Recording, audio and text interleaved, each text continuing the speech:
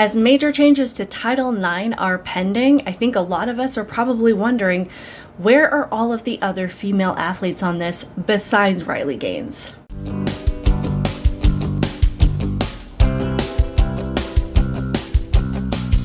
Welcome to my channel, Outspoken Samantha. If you are new here, welcome. Be sure to hit that subscribe button. And if you're returning, welcome back. I appreciate your continued support and I hope that you are subscribed as well, particularly if you are watching on Rumble, because we do need to support platforms that support free speech. First, I want to give a shout out to VIKING SECRETO, who is my new favorite vendor for patriotic wear. They are a new store, but their goal is to provide patriotic t-shirts, things that send messages that are impactful and to remind us of who we are as a country, but also to use a portion of the proceeds to donate to patriotic causes, pro-America causes. So right now I am wearing the We Deserve Better t-shirt, which is super comfy. I'm a big fan of t-shirts in general, but let me just show you a few images of what they have in stock right now.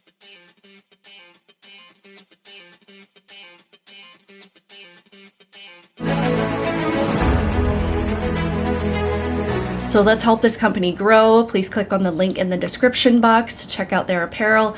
And let's also support businesses that support pro-America messages, because we are in dire need of that right now. So Riley Gaines continues on her mission to save women's sports. She's speaking before Congress. She is testifying for or in behalf of different pieces of legislation across the country.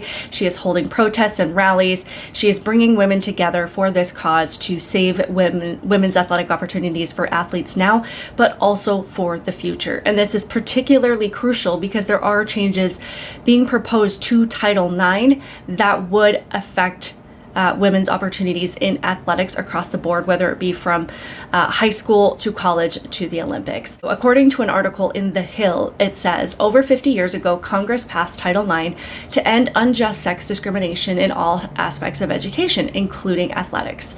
By requiring schools to offer equal athletic opportunities for members of both sexes, male and female, Title IX unleashed a period of unprecedented growth in women's sports. But this law has been undermined by the NCAA and by the Biden administration, both of which are working overtime to allow biological males to participate in female sports. This absurdity was on full display last year when college swimmer and biological male Leah Thomas switched to the women's division after competing for several years on the University of Pennsylvania men's team. Not surprisingly, Thomas broke records, took home a title, and was named All-American, depriving female swimmers of life-changing honors and opportunities. The female athletes who were forced to compete against Thomas were publicly humiliated, told to step aside and stay quiet. To add insult to injury, last month, the Biden administration's Department of Education proposed new rules that disregard Title IX and, if implemented, will not only allow but require schools to let athletes compete on teams consistent with their gender identity. In other words, the Biden administration is unilaterally erasing 50 years of female rights and turning all women's sports into a free-for-all unless the school affirmatively determines that allowing biological males to participate would jeopardize fairness or safety for a particular team. Not only is this unfair, but in many sports it is unsafe to allow biological males to compete on women's teams. The burden should not be on female athletes to convince their schools to accept this scientific reality, but that is where the Biden administration has placed it. Title IX is an equal opportunity law. In most sports, athletic opportunities are limited. Teams can only roster so many people. Only a certain number of athletes can race in a heat, play a certain position, or compete on a team. Schools can only grant so many athletic scholarships. Scholarships women across this country have dedicated countless hours of practicing to earn, and in certain cases are the only way these women can afford to obtain a higher degree. Because athletic resources are scarce, allowing even a single biological male to take a spot on the women's roster means that a female athlete loses her opportunity, meaning women lose 100% of the time. So we're not even talking about a political issue here. This is a biological reality, one that all of us accepted across the board up until just a couple of years ago. It is not contingent upon who you vote for, what your political registration is, what your affiliation is, who you campaign for. It has nothing to do with that whatsoever, but that unfortunately is what it has been turned into. Riley is trying to take it a step further because I think a lot of us have been wondering, why is she the only one really speaking out about this? I mean, I know that there have been other athletes, whether it be at the high school level, there have been a couple of Olympians that have spoken out, but none that have really taken a specific stance on this issue. And as much as the rest of us can speak out about it, it is the girls that are, and the women that are directly affected by it, that need to take the strongest stance. On May 11th, Riley Gaines tweeted, she said, "Each day for the next week, I'm going to call on well-known female athletes to take a stance on this issue because silence is complicity. We need their voices." On day one, she tagged Serena Williams and Venus Williams. Both are these incredible tennis players. I think everybody in the world knows who they are. Serena has 10.5 million followers. Venus has 1.5 million followers. On day two, she tagged Ronda Rousey, who is a wrestler and a UFC fighter, has about 3.3 million followers. Again, world famous, highly, accomplished in their area of sports. Very well known. Day three, she tagged Caitlin Clark and Angel Reese, both in basketball. Caitlin has 155,000 followers and Angel has 360,000 followers. Day four, allysonfelix, who has 749,000 followers. She is a track and field athlete. Simone Biles, we all know who Simone Biles is. She's an Olympic gymnast. She has 1.6 million followers. Day six, she tagged Carrie Walsh Jennings and Misty May Treanor. Both are three-time Olympic gold medalists in volleyball. And on day seven, she tagged Maya Hamm, who is a two-time Olympic gold medalist in soccer, and she has about 205,000 followers. So in each of these posts where she says, "I'm tagging so-and-so for today," she also posed the question, how do you feel about males competing against women? And what's been extremely disappointing is that not one of these athletes responded. Not one of them, to my knowledge, even acknowledged her tweet. Well, according to an article in the Washington Examiner, it says her daily tweets have called out superstar wrestler Ronda Rousey, college basketball champions Angel Reese and Caitlin Clark, and most recently on Thursday, Olympic track star Allison Felix. In each tweet, Gaines posed the same question but did not receive a public response. They have come out before and they have acknowledged the differences between men and women, especially when it comes to tennis, Gaines said Thursday. And I think it's worth noting that both Venus and Serena Williams lost in a blowout to the 203rd ranked male tennis player. To an extent, I do think that a lot of us are sympathetic to the backlash that we know these women would inevitably face by speaking out on this issue. But just a little reminder, the backlash is not stopping Will/Leah Thomas. Recently at another swimming event, he swam against biological women and this happened.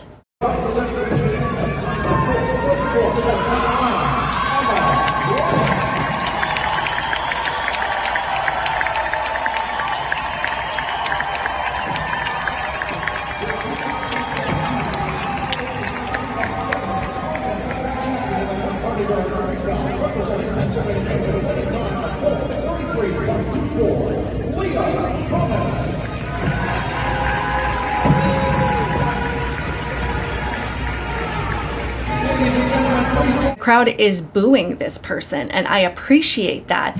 But regardless of the response from the crowd and from the people in that stadium, these girls still have to settle for a lower standing because they're allowing it to happen. Thomas isn't going to stop. The Department of Education has proposed a new rule for Title IX regarding transgender athletes. This rule would prohibit blanket bans on transgender kids, especially in grades K through 8. However, it would not prohibit discrimination against trans kids in the high school and college levels under the guise of competitive fairness. This rule is a good start. However, it is not enough. During this time of intense anti-trans backlash, the trans community needs explicit protections from discrimination in order to live our lives freely and equally. These men are not going to stop. And yes, I do feel bad that these women are being put in this position.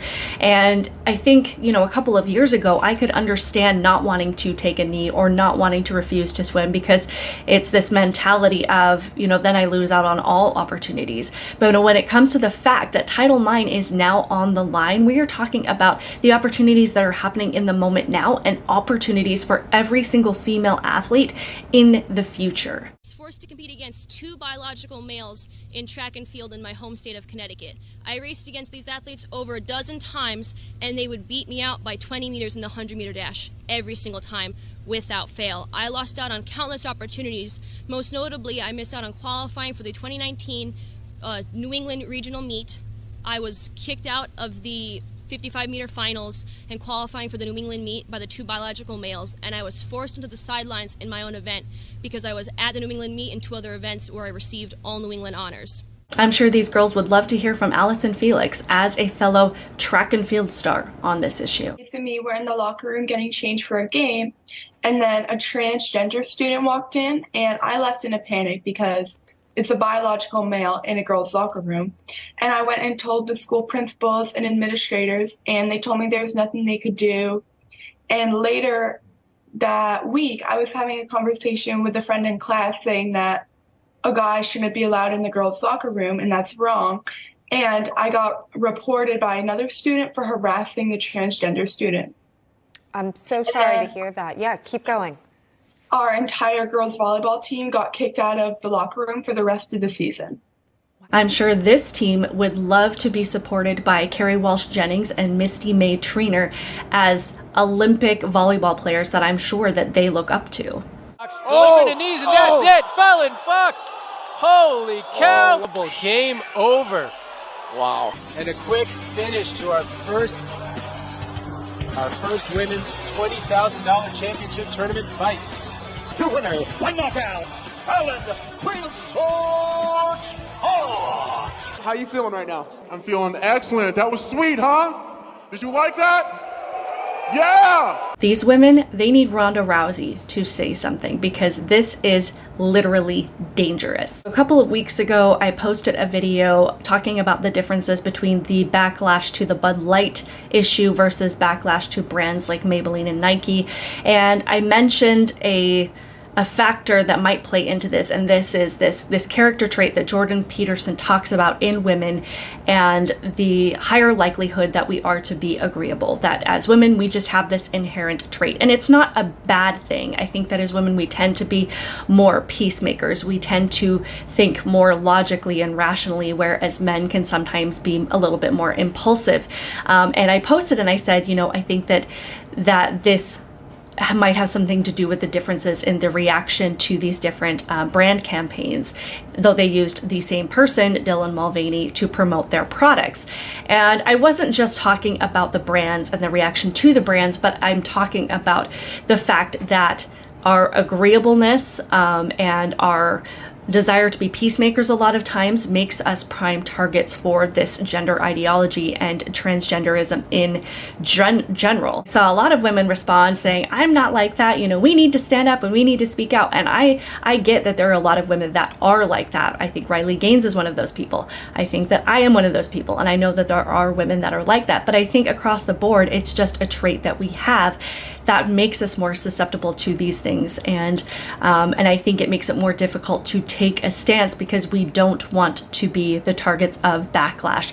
Not only that, because there are differences between men and women, it does make men harder to target because they are not afraid to stand up, because they do have a physical advantage, if people do want to create some kind of backlash. So women are easier targets for this stuff.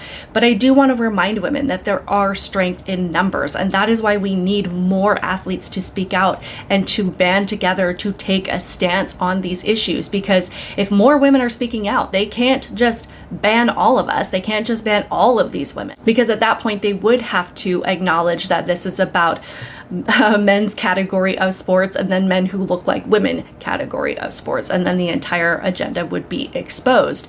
But I do think that it's really sad that none of these women have said anything, because they have a combination of millions and millions of followers, and I'm sure that there are so many women and girls that are looking up to them and wondering why these women that have these large platforms and have this influence are not speaking up for them.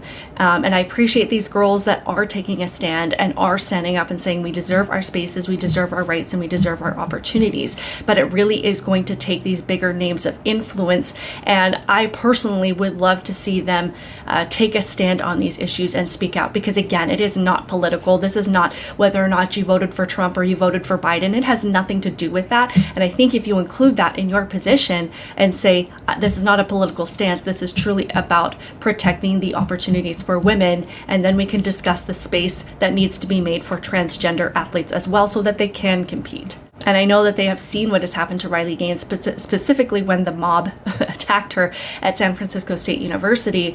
And, you know, if these women continue to be silent, then the mob is accomplishing what it is that they set out to do, which is to intimidate women into silence, which is to bully women into being silent, into not taking a stand, and letting these narcissistic biological men just railroad us right out of our opportunities. Ron DeSantis did share his opinion on this particular incident, which I am so grateful for. Really, I think shows a cancer that's developed in some of these institutions amongst the student body. The idea that if there's a viewpoint you disagree with, that the appropriate recourse is to try to drown them out by yelling or screaming or trying to take over the event. That is antithetical to what a free society is all about. And I think if there's behavior like you saw at Stanford or like you saw at San Francisco State University by students in Florida universities, they should be expelled from the university.